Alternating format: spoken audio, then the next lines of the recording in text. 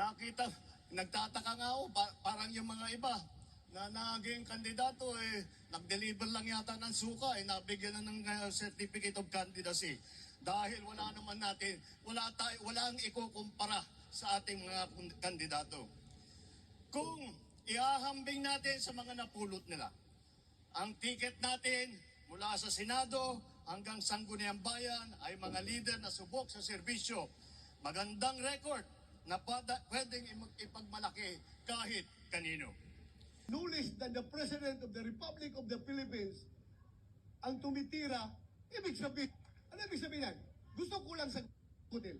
Ito, sagutin ko lang. In fairness, no? In fairness sa lahat ng mga mahihirap na lumaki, nagbibinta ng suka na kagaya ko. Napakasakit po pakinggan na kami daw, yung aming team sa PDP, ay parang nagbibinta lang daw ng suka, tapos binigyan ng COC. Anong tingin nyo kay Atty. Hinlock? Abogado yan!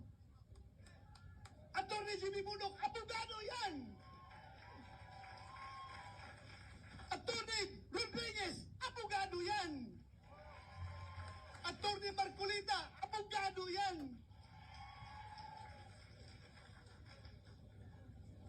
Ako, hindi ako abogado. Pero, murag abogado. Ako lang, talagang, alam nyo, yung suka, maliit pa ako, yung lolo ko po, mananggite. Alam nyo yung mananggite? Yung umaakyat sa puno ng niyog para kukuha ng tuba. Sinasamahan ko yan every morning. Ako ang nasa ilalim ng puno, kasi yung tuba na kinukuha niya sa taas, binababa niya, ako ang tagatanggap. At yung tuba na kinukuha niya, binibinta niya yan. Kapag hindi nagbinta ang tuba, kinabukasan, bahal na yan. Ano ibig sabihin ng bahal? Hindi na presko. Bahal na, medyo mapakla na yung tuba. Pagkapangatlong araw, mas lalong mapakla, bahal pa rin ang tawag namin yan. Pero after the third day, hanggang 1 week and onwards, yung tuba ay nagiging suka. At yung suka na yan, hindi niya kinikwinta ng lolo ko, ang kanya tuba lang. Pag nabinta ang tuba, sa kanya yung pera. Pero yung suka, sobra na, ako na magbibinta niyan. So, income ko na yon, pambaon ko pag-eskwela. Nilalagay namin yan sa butilya ng bote ng lungnik. Alam niyo yung lungnik? Lapad, at saka yung lapad, yung tanduay. Lagay namin yan, display ko sa labas ng bahay namin para mabili ng mga kapitbahay na dumadaan. Kaya, huwag nating maliitin yung mga nagtitinda natin ng suka. Dahil, hindi po masarap, ay hindi po bawal mangarap ang isang nagtitinda ng suka na magiging senador. Ako'y nagtitinda ng suka, pero nakapag-bachelor's degree ako. Nakapag-doctor of philosophy ako. Naging PNP pa ako. At ngayon, naging senador pa. Kaya sa lahat ng nagtitinda ng suka dyan, malaki ang tsansa nyo na magiging senador.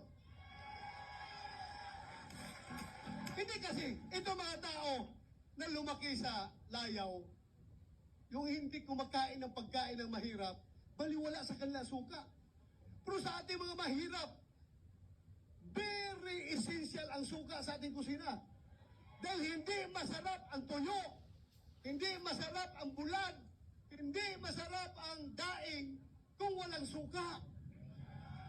Kaya, sige lang, tawagin ninyo kaming Team Suka. Okay lang. Team Suka, basta importante, kami ang nagpapasarap sa ulam ng mga taong mahihirap. Diba? Kasi kung walang suka, hindi masarap yung daing, yung tuyo. Masakit masyadong malunok yung kanin na ang presyo ay tag 50 pesos, hindi 20 pesos, ha? Hindi 20 pesos ang kilo ng bigas. 50 pesos to 58 pesos. Minsan nakabot pa ng 60 pesos. Kami po ang tumutulong na malunok ng ordinaryong tao, yung kanin na mahal. dahil sa suka na sinasawsaw yung bulad. So okay lang, tawagin nyo kaming Team Suka, no problem. Basta kami ang suka sa buhay ninyo. Ha?